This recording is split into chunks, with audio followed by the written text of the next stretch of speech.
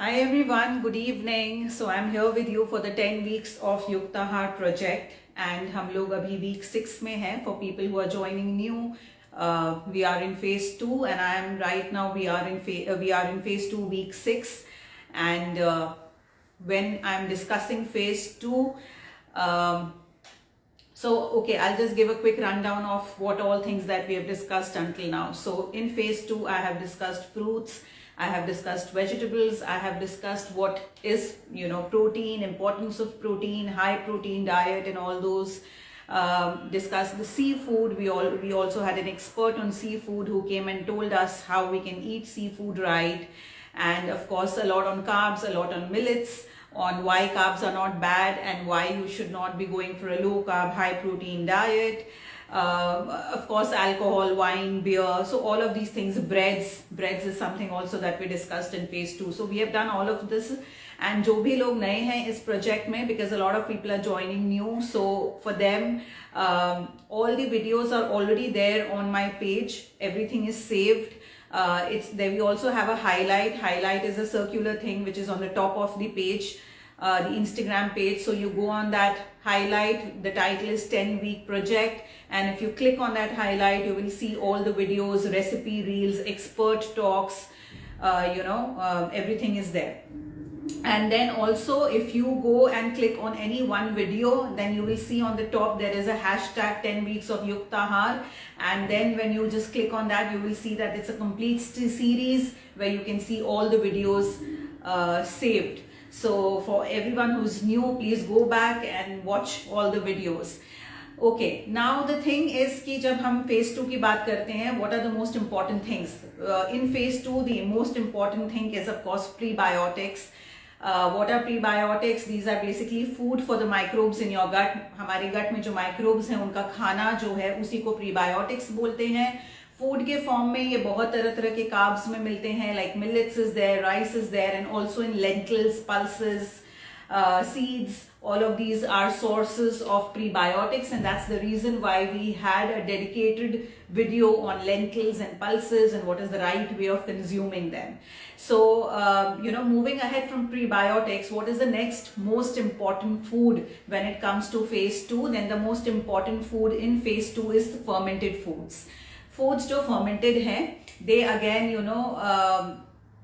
hold the second or similar importance. I would not like to rank them as first, second, third, but they also are important when it comes to phase 2. And what are these fermented foods? So fermented foods के बारे में unfortunately बहुत सारा confusion है. We do not exactly understand what are the different kinds of fermented foods. A lot of it is also promoted by media and health experts, if I may say so, because किसी भी चीज में अगर दही है, so a dahi is also probiotic according to them, a kadhi is also probiotic according to them, a idli or dosa is also probiotic according to them. तो कोई भी चीज जो fermented है या जिसमें दही है becomes a probiotic. People who have read the book Yuktahaar, the belly and brain diet now should be knowing that none of these are probiotics. Probiotics, in fact, anything which is homemade, कोई भी चीज जो घर पे बना है उसको हम technically probiotic नहीं बता सकते हैं. And what are the reasons? It's very well explained in the book. But what I'll just touch upon right now today, because I cannot be talking about everything together in one session. But for the next 3 days, that is today, tomorrow, and day after tomorrow, I'm going to talk about fermented foods. And these fermented foods are actually divided into 3 groups. मेरे किताब में भी है, अगर आप किताब पढ़ेंगे, if you read the book or if you've read the book, you would know. So these are the 3 categories. The fermented food is one which has live microbes when you are consuming them. आप जब उन्हें खा रहे हैं तब फिर उसमें live microbes उस समय present हैं. The other is fermented foods for people who can't even see. Somebody is mentioning, no problem, I'm speaking aloud, so you can just follow what I'm saying. So one is fermented foods with live strains, which means that at the time of consumption, these fermented foods have live strains. The other is fermented foods without live strains, which means कि खाने के वक्त ये fermented foods में live strains नहीं हैं. And the third is probiotics. So these 3 are different categories. I'm going to take all of these category one day at a time. So today I'm going to talk about fermented foods with live strains. Tomorrow I'm going to talk about fermented foods without live strains, and day after tomorrow I'm going to talk about probiotics. Now, why is this differentiation important? This differentiation is important so that nobody can come and just buy, sell you a bottle of kombucha saying it's a probiotic, or sell you any kadhi chawal or idli dosa saying that, hey, why not eating it, it's a probiotic. So you got to know what exactly is probiotic, how are these fermented foods actually scientifically categorized, what is the difference between a dahi and a kadhi which you make, dahi और बेसन मिला के जब हम उसको करी बनाते हैं, that's kadhi, right, a Punjabi kadhi. So what is the difference between a dahi and a kadhi? Although दोनों में curd है, दोनों में दही है, but difference क्या है? So you got to understand these things so that you can make the right decisions when it comes to your health. You can also make your correct menu. क्योंकि आपके menu में ये इसका होना जरूरी है, fermented foods with live strains. Without live strains का भी होना जरूरी है. So you understand that when you are making your meal plan, you are having one food from each category. Of course, probiotics, as I said, is not something that you make at home, but we are right now, talking about these two. तो आपको ये पता होना चाहिए कि दोनों में difference क्या है, तभी आप एक मील प्लान अपने लिए बना सकेंगे जिसमें ये दोनों कैटेगरी के फूड्स इन्वॉल्व है. Needless to say, both the categories are important. So today, as I said, I'm going to talk about fermented foods with live strains. Now, what are these fermented foods with live strains? With live strains का मतलब है, of course, fermentation, as we know, is natural fermentation. A very, very simple example is of curd, dahi. हमने दूध लिया, उसमें हमने एक culture डाला दही का और उसको रख दिया ओवरनाइट या फिर 5-6 hours depending of course on the outside temperature, and वो दही बन गया, which is a process of fermentation. So fermentation जब किया जाता है, नेचुरल फर्मेंटेशन, तो हमारे पास वो जो प्रोडक्ट, जो फर्मेंटेड प्रोडक्ट है, उसमें उस समय लाइव माइक्रोब्स होते हैं. बट अगर आपने उसको फिर किसी तरह का कुकिंग या प्रोसेसिंग कर दिया, या आपने उसको किसी तरह से सब्जेक्टेड टू एनी टेम्परेचर आपने कर दिया, तो वो लाइव माइक्रोब्स डिस्ट्रॉय हो जाते हैं, खत्म हो जाते हैं. They are actually killed because of the heating. So again a very simple example, when you take milk, you make a curd out of it. आपने मिल्क लिया और आपने उसमें से दही बना दिया. उस दही में लाइव माइक्रोब्स हैं. अगर आप दही एज इट इज खा रहे हैं, जस्ट लाइक दैट, अगर आपने कोई भी टेम्परेचर ट्रीटमेंट नहीं दिया है उस दही को, then of course it comes to this category which is fermented food with live strains. But अगर आपने उस दही में बेसन मिला के उसको एक पंजाबी कढ़ी बनाया, जिसमें of course we have subjected it to cooking, which means temperature, then those live microbes, they get killed. So then that becomes a food of this category, fermented food without a live strain. So this difference you have to understand कि एक है जिसमें live strains होते हैं जब हम consume कर रहे हैं उस वक्त, दूसरा है जिसमें live strains खत्म हो चुके हैं at the time of consumption. Now, what are the different foods that we can place in this category? Because as I said, I'm going to focus on this category today. तो ये जो category है, which is fermented food with live strains, इसमें कौन कौन से food को हम include कर सकते हैं? उसके लिए ये किताब को पढ़िए. किताब का नाम है युक्ताहार, The Belly and Brain Diet. In page 179, if you go, there's a table 11. In the table 11, I have put all the foods which have live microbes when you consume them. So let me just read out. So curd of course is there, as I explained. अगर आप curd को जब तक आप कुछ उसमें तड़का नहीं मारते हैं, उसको कुकिंग नहीं करते हैं किसी भी तरह से, till that time curd is a fermented food which has live strains. Does it mean that it has it is probiotic? No, it doesn't mean it is probiotic. Okay, the next is hand blended buttermilk. So buttermilk again, छाछ या लस्सी जो भी आप उसको बोलो, recipe reels हमने page में डाले हैं. So you can go ahead and check those recipes. Again, what we have shown in the recipe is that mathni, that lakdi ka wooden churner, the mathni that we have used to make the buttermilk, not the high speed blender, because high speed blender में जब आप अपने curd को डालेंगे और आप उसमें से छाछ या लस्सी कुछ भी बनाने की कोशिश करेंगे, then because of the high temperature in the blender, those microbes will again get affected. Most of them will get destroyed. So a hand churned buttermilk जो आपने हाथ से उसको मथ के बनाया है, because लकड़ी as a material is cooling.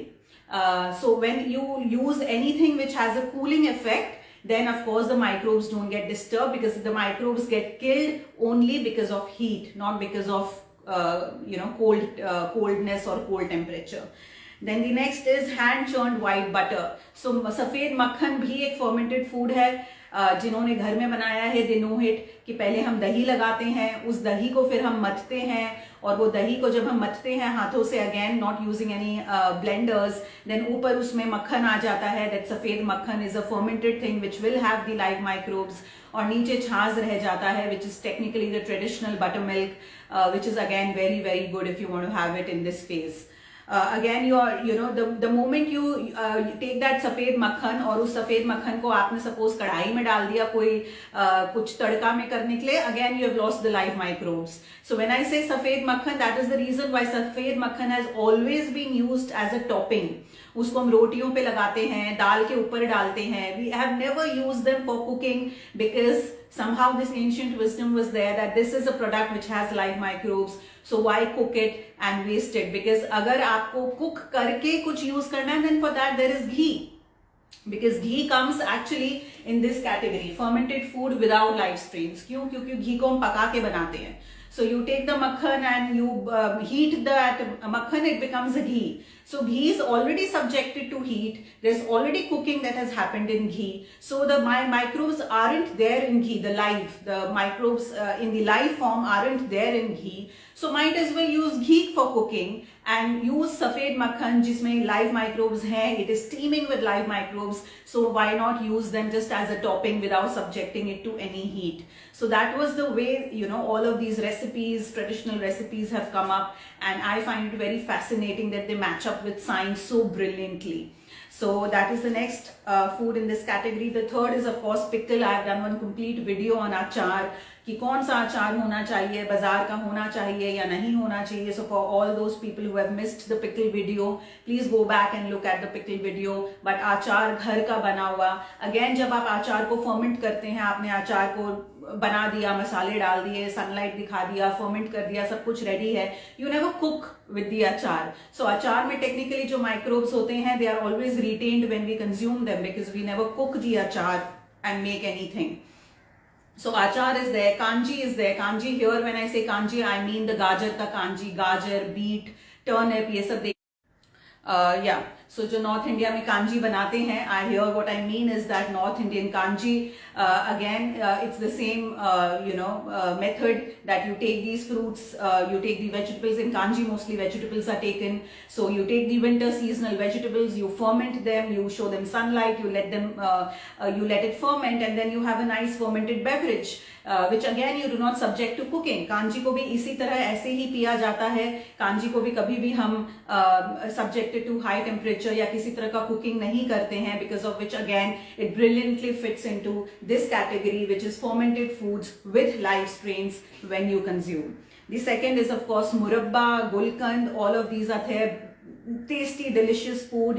मुरब्बा, गुलकंद, सबको अगर आप प्रोसेस देखने जाएं, please look at the traditional recipes. आपको पता चलेगा कि मुरब्बा भी फर्मेंटेड है, उसको भी अचार के तरह वेरी सिमिलर एक फर्मेंटेशन प्रोसेस दिया जाता है. एंड यू नेवर कुक मुरब्बा. आप मुरब्बा जब आपका रेडी हो गया, you just let it stay in a nice बर्नी, but you never cook with it, which again ensures that the live microbes stay at the time of consumption. The same goes with gulkand. And then of course we have cheese. So we have also some very nice Indian cheese, and I have put the names in this book in the same table that I was mentioning. So you have cheese from Kashmir, you have cheese from other places. There's a very nice Darjeeling cheese called churpi. So all of these cheeses also are not subjected to any cooking. Of course अगर आप ये चीज ले लें और फिर आप उसको ब्रेड में लगा के आप उसको टोस्ट कर दें या ग्रिल कर दें, then of course you lose those live microbes.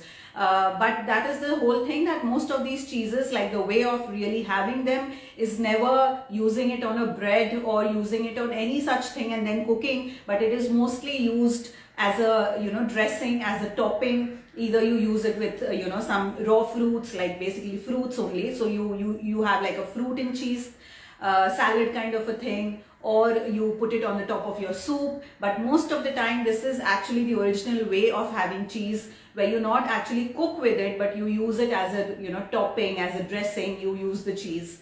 And then of course we have the very special panta bhat, which is from the northeast, from the Orissa and West Bengal, Assam, even some places in the south also have this thing. So again, panta bhat or pakla bhat, there are many names of it. I think there's one more named poeta, if I'm not wrong. So all of these names are there. It's the same dish, but basically again that you cook the rice initially, but rice को एक बार cook करने के बाद जब ferment करते हैं, रात भर वो ferment होता है. After fermentation you don't cook it. So after fermentation जो live microbes उसमें है, those they are retained because that rice dish is never actually cooked once it goes through an overnight fermentation. So in short, you have a long list of foods which can actually qualify in this category, which is fermented food with live strains.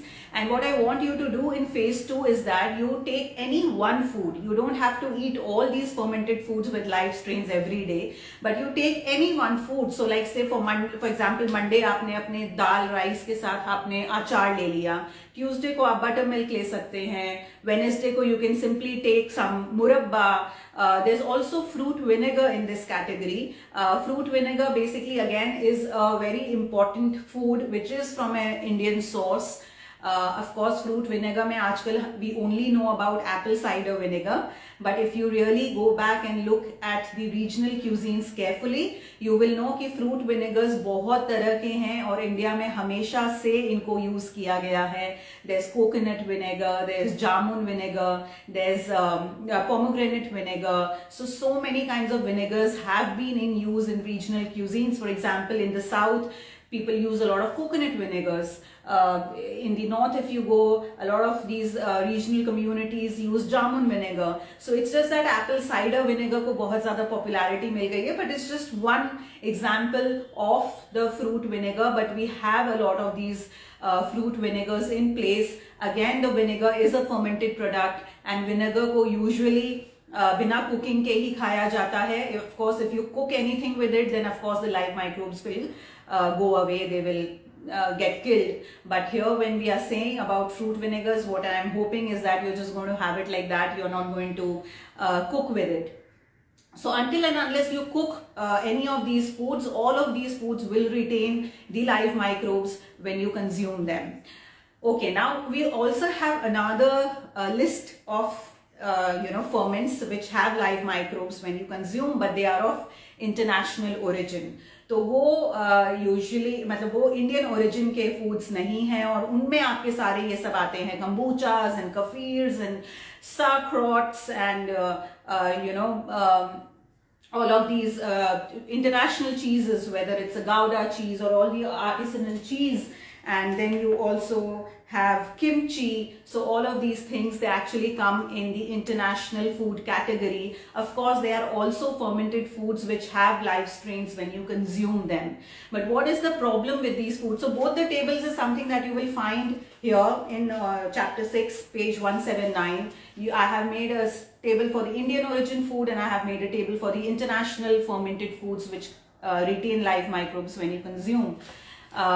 You got to have one food every day out of the table. कोई भी एक खाना है आपको, just one. You don't have to overdo. Please don't overdo. Just one food every day in phase 1 for the next 6 weeks. But why is it that I would want you to favor the Indian origin food? उसके लिए आपको थोड़ा सा science समझना पड़ेगा. And the science is this, that a lot of people will tell you कि अरे दही is a probiotic, उसमें live microbes हैं और ये live microbes बड़े friendly हैं, helpful है, healthy हैं. इतना तो सब जानते हैं, live microbes बहुत अच्छे हैं, and that is why it's a probiotic. So the first part of the story is that dahi is not a probiotic. Anything which is homemade can never be termed as probiotic. What is probiotic? As I said, I'll take probiotics day after tomorrow. So I'm going to dedicate 3 days to this topic. Today I'm only going to talk about fermented foods with live strains, and of course the book is there where I've explained everything. Why is curd not a probiotic, and everything has been there in the book. Coming back to the question, a lot of people will tell you that ये जो दही में जो microbes हैं यही तो आपके gut में जाके सारा health का काम करते हैं, helpful काम करते हैं, and they colonize you, they live inside you, and they do wonderful things. The fact is this कि हमारे gut में trillions of microbes हैं. trillions, a whole lot is there. And dahi में बहुत कम microbes होते हैं. In a bowl of curd, you don't get those trillions of microbes. तो आपके gut में already trillions of microbes हैं. तो दही कुछ जाकर अंदर दही में जो थोड़े माइक्रोब्स है, of course very small, a very tiny pool in comparison to the huge collection that you already have in the gut. तो वो जो एक टाइनी पूल है वो अंदर जाके it's not doing some magical things. Firstly हमारे गट में जो ट्रिलियंस ऑफ माइक्रोब्स हैं ये ना तो दही से आ रहे हैं ना किसी प्रोबायोटिक से आ रहे हैं. हमारे गट में जो ट्रिलियंस ऑफ माइक्रोब्स हैं, this is there because of the way you were born. You have been gifted, if I may say, these trillions of microbes through your mother, and it is coming to you through evolution, just the way you are born. So a normal birth baby is going to have a better microbiome at birth than a baby who is born through cesarean section. A baby who has been breastfed by the mother. When I say breastfed, I really mean by the breast. I don't mean breastfed milk जो bottle में डाल दिया गया है. So when I say I mean nursing at the breast. So a breastfed infant is again going to have a better microbiome already in place. आप उनको दही दो या मत दो, they will have a better microbiome in place compared to an infant who is drinking formula milk or even who is drinking breastfed milk but through a bottle. So of course these are things that is there by research. These are not things that I'm just saying like that. But जो हमें हमारे infancy में, हमारे formative years of life में जो हमें ये microbes मिलते हैं, these are actually our native ancestral microbiome. This is the microbiome that is actually trillions in number and that actually keeps us fit and healthy. A child who is born by birth होने के साथ साथ a child has immunity. A child lives first few years of life and in fact the first 6 months without even eating any curd, dahi, probiotic or any prebiotic or any such thing, simply because the child has been gifted this immune mechanism through evolution, through birth process, through breastfeeding process, and of course the environment jahan se the infant is collecting and adding more microbes to its collection. So this is actually something that is inherited जो already in place में है. So just by you drinking a bottle of kombucha, you are not doing anything magical, क्योंकि अगर एक बहुत बड़ा सी है उसमें आपने एक बूंद डाल दिया, I don't see what magical differences it's going to make. But what happens when you have these fermented foods जिसमें live microbes हैं, जिनका लिस्ट मैंने अभी पढ़ा है आपके सामने कि उनमें कौन कौन से कैटेगरी ऑफ फूड्स हैं, तब क्या होता है कि ये जो live microbes उनमें हैं, they enter your system of course and then they educate the native microbiome. So जो microbes already gut में हैं उनको वो educate करता है, influence करता है, कुछ antimicrobial compounds produce करता है हमारे body में जो helpful हैं, and then they leave the body. So they are not permanent residents of our body. आप कुछ भी लो, आप दही लो, कंबूचा लो, गुलकंद लो, मुरब्बा लो, कफीर लो, किमची लो, whatever you take, in ये सारे microbes they actually just come, they live in your gut for say 1 day or maximum 1 week and they will pass through your bowels. They are not going to live inside you permanently. The ones that live inside you permanently are the ones that you've inherited in your childhood days and through birth and the other processes that I explained. So like how you have a guest in your house. आपके घर में एक family है, एक family में already 10 लोग हैं, अभी वो कोई 2 गेस्ट आ गए उसमें, सो वो 2 गेस्ट जो आए हैं, they are not doing any, they are not running your house, they are not going to earn bread and butter and give you, they are just guests.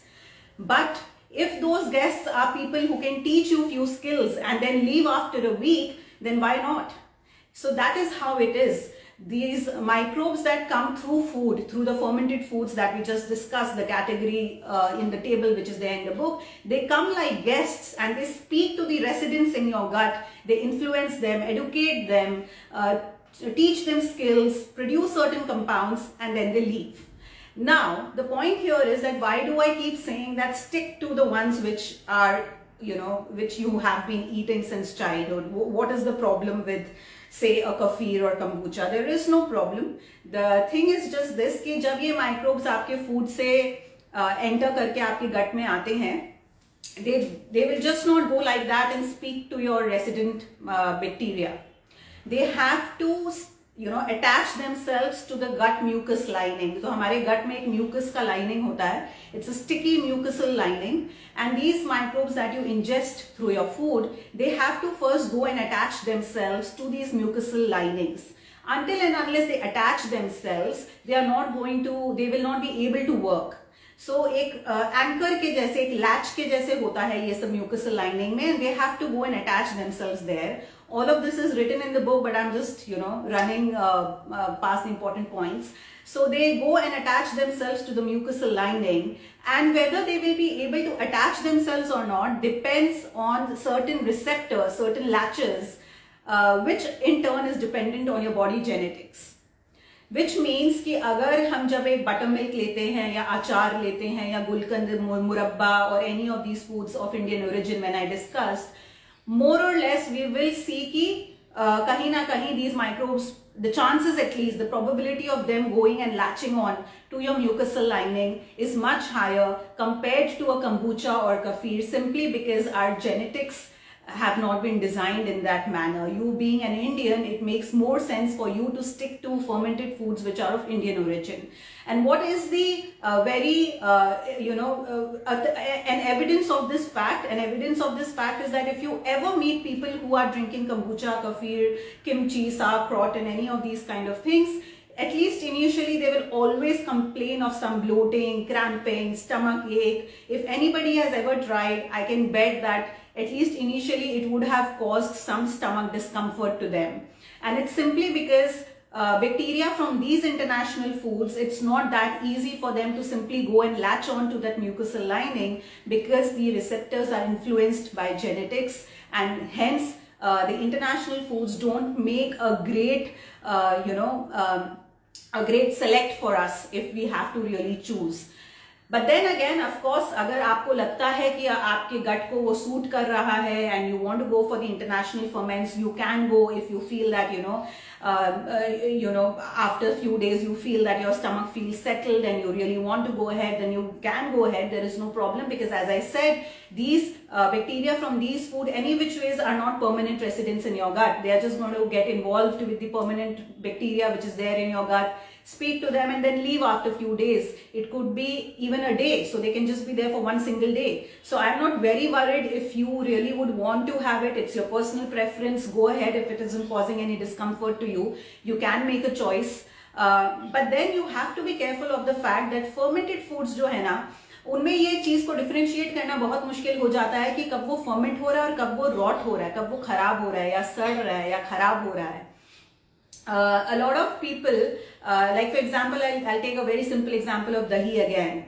दही का जब हम दही सेट करते हैं, जो मिल्क का टेम्परेचर है, कितना उसमें कल्चर डालना है, 1 टीस्पून डालना है या आधा टीस्पून डालना है, कितने देर के लिए उसको बाहर रखना है, 5 घंटे के लिए रखना है या सिर्फ 4 घंटे के लिए रखना है, ये सारे पैरामीटर्स ऐसे पैरामीटर्स हैं जो वेरी करते हैं depending on the temperature outside, weather outside. At times it also depends on the quality of milk. अगर आपके घर में दूध का क्वालिटी चेंज हो गया है, आप काउज मिल्क लेते थे और आपने सडनली बफेलोस मिल्क लेना शुरू कर दिया है, then also you will see that your mother, grandmother, great grandmother, they are changing these parameters because the substrate, the milk has changed. So what I'm trying to say is कि it's more of a work of andaz, it's more of a work of experience. There is no Google recipe that can teach you how to set a curd perfectly. But we have mastered this and we don't find anything amusing in it. आप जाके अपने mummy या दादी या नानी को ऐसा शाबाशी नहीं देते हो कि अरे वाह आपको तो कितना पता है, because we have seen them doing this and we know that yeah they know it how to do it. They know how to change these variables कि चलो दूध का टेम्परेचर कम ज्यादा कर दो या इसको कम देर के लिए आज सेट करो, या जो कल्चर है, जो जोवन जिसको हम बोलते हैं, वो आज कम दो या ज्यादा दो डिपेंडिंग. अच्छा वो कल्चर भी अगर ज्यादा खट्टा है then also they change this variable. So there are so many parameters based on which they change the process of setting the curd.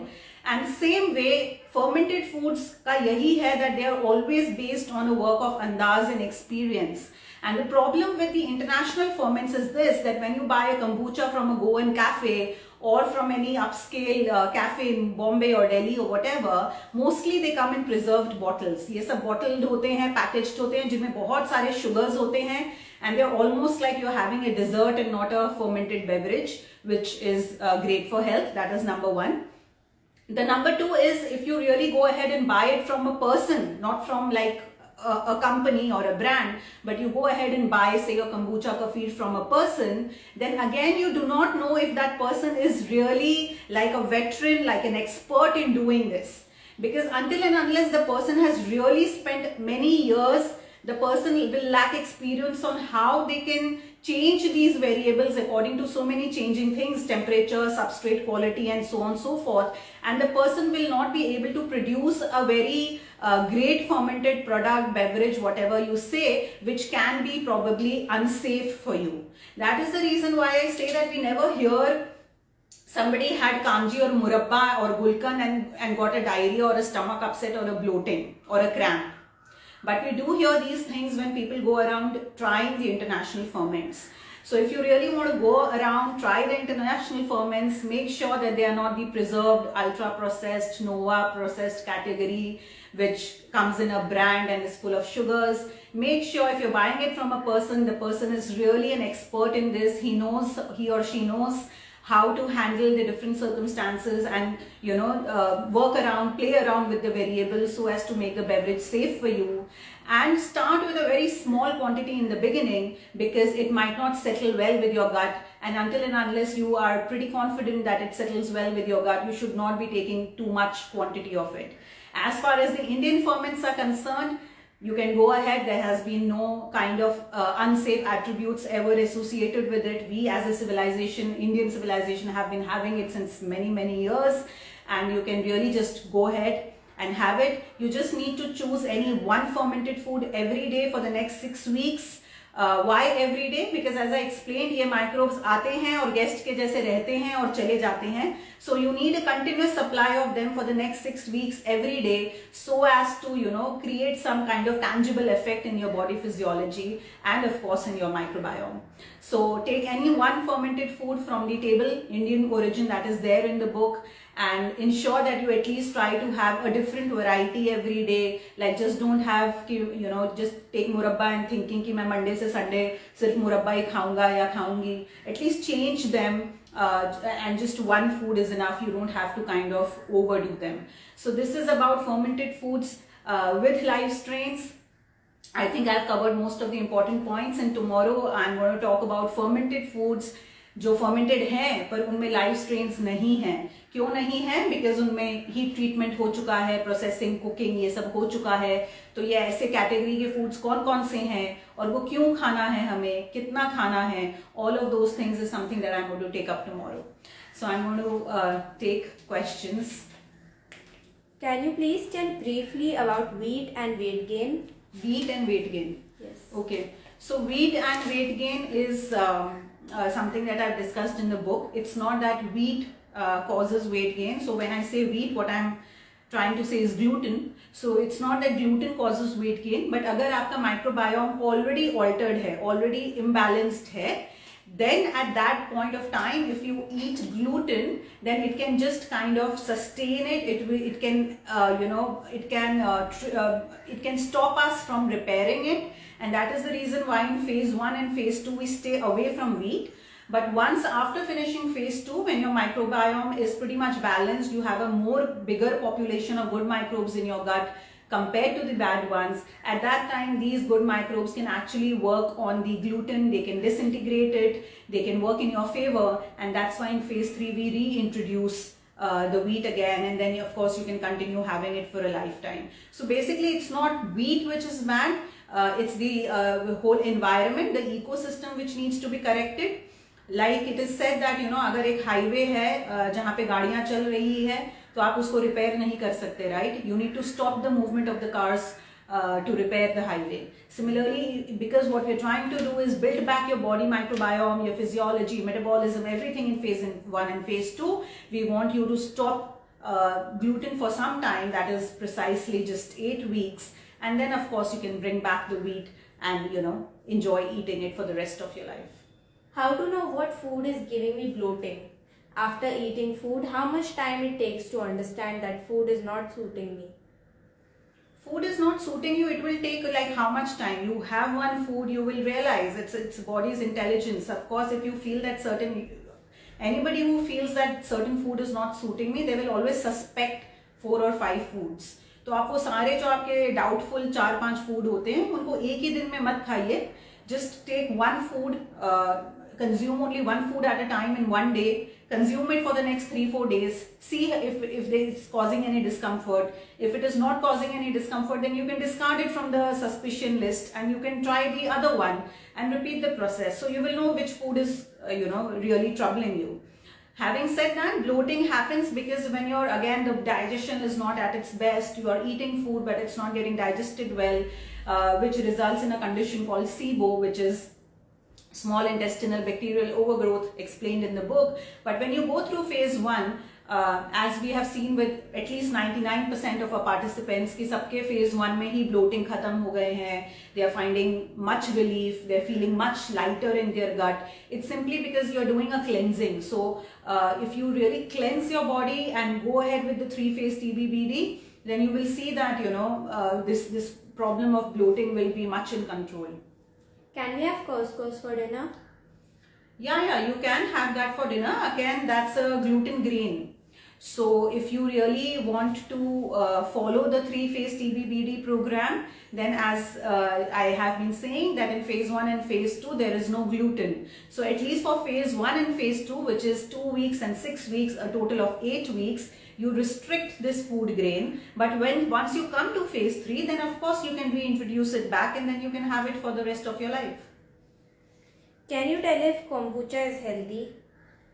Okay, so somebody is asking, I'll also take this question before this disappears. Difference between home set curd and beaded store bought ones. Okay, so I'll keep this question in mind. Kombucha is healthy, I'll take that one. So kombucha is healthy or not, I just explained in this video. Maybe the person who is asking joined late, so I'll advise that you please go ahead and listen to my entire video from the beginning. Kombucha is healthy or not is a very subjective answer because in nutrition basically every answer is a subjective answer. There is no such thing कि kombucha बुरा है, kombucha अच्छा है, ये सब करके जो हम लोग ऐसा announcements करते हैं. I wish we become a world where we understand that every food is good or bad in its own way. अगर kombucha right quality का है, what is right quality? Non-branded है, processed sugars नहीं है उनमें, किसी के हाथों से बनाया हुआ है, किसी के कॉर्पोरेशन से नहीं बनाया हुआ है, then it is the right quality. Again, जिनके हाथों से बनाया हुआ है, is that an experienced person who knows how to handle fermented foods, or it's a new buy who has just learned through an online workshop कि कैसे kombucha बनाना है. So all of those things will decide safety and quality. Right quantity, as I said, if you're new to kombucha, you start with a little amount, you don't guzzle down an entire bottle. Because then it might just not settle well with your gut. So you need to start with a small amount and see if it suits you or doesn't suit you. And right timing, of course, for any kind of fermented beverage, the better thing to do is not have it early morning or breakfast or dinner. The best time whenever you're trying any new food is always 10 a.m. to 6 p.m. I would say a kombucha would fit well somewhere at 3 p.m., 4 p.m. or even like 10:30, 11, that kind of a time. So is it healthy or not depends on a lot of factors. If you overdo it, if you pick up a wrong one, if you have it at the wrong time, it becomes unhealthy. If you think about these attributes, it is fine. So it's a very subjective answer, a very subjective question, and I will say that you please listen to my entire video and then you'll be able to make a much better decision. Somebody asked me if we should have a home set yogurt or a branded commercial yogurt. So again, the same thing, when you take a branded commercial yogurt, what happens most of the times is कि उनमें बहुत सारा processed sugars होता है, बहुत सारे आपको वो दिखेंगे. You pick up a yogurt from the market, आप उसके ingredients label में जाओ, natural flavors, natural word लिखेंगे, but there is nothing natural about it. Unfortunately, तो उसमें natural flavors या किसी तरह के numbers या कोई तरह का कुछ ऐसा होगा which you do not use in your kitchen. So as I said, how do you identify something is Nova ultra processed or not? You read the ingredients. If there's any one ingredient which you will not use in a kitchen, which is not a kitchen ingredient, then it is an ultra processed food. So mostly commercial yogurts come into this category. The second thing is it will not have live microbes. Why? Because it's a commercial product and commercial products need to profit. they need to sit on the shelf for some time. दही को जिस तरह हम 3 दिन fridge में रखते हैं और चौथे दिन हम या तो उसका कढ़ी बना के उसको खत्म करते हैं, but we don't consume it like that. In that fashion, if they work, they will go bankrupt. So they have to, take care of their company, the profits, the bottom line, and that is why, because they want to extend the shelf life, they will add certain kind of ingredients, of course, to extend the shelf life. But what they will also do is pasteurize the product. Pasteurization is basically again heat treatment. And until and unless they pasteurize this, the product is not going to stay on the shelf for long. But in the process, what happens is that the good microbes get killed.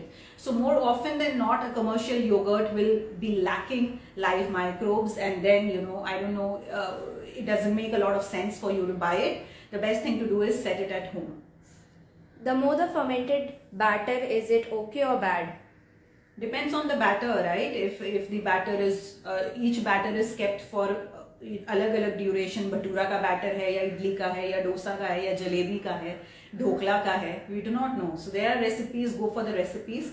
The thing is कि बहुत ज्यादा देर तक आप रखेंगे, again depending on the weather, गर्मी का मौसम है, आपने बहुत देर तक रख दिया तो वो इतना खट्टा हो जाएगा that you won't be able to eat it. So of course we don't want to keep our batters to that extent. Again, that is why I say when it comes to fermentation, it's a work of experience and andaz. People know, the women in the household, they know कि भाई अप्रैल का महीना है, गर्मी है, अगर रात भर बैटर रखा है बाहर तो सुबह उठते ही सबसे पहले they'll put it in the fridge, क्योंकि फ्रिज में ठंडक से फर्मेंटेशन का प्रोसेस बंद हो जाता है एक बार के लिए, एंड देन वो और खट्टा नहीं होगा. अगर दिसंबर का महीना है, then they will not get up and put it in the fridge early in the morning. They will be quite relaxed कि ठीक है, ठंड है, वो थोड़ी देर और फर्मेंट हो भी जाए तो कोई नुकसान नहीं है. So it's really variable, something that we should learn from our elders, people who are expertise, who have expertise in this, and it will depend on recipe to recipe. Done? Yeah. Okay. Thank you so much, guys, and thank you so much for joining in, and I'll meet you tomorrow again, same time, same place. And what tomorrow कल का topic होगा, the second category, which is fermented foods without live strains, जिसका मतलब है कि consume करते वक्त, खाते वक्त वो fermented तो है, but खाते वक्त उनमें live strains नहीं है. And then of course day after tomorrow I'll speak about probiotics. Okay, thank you so much.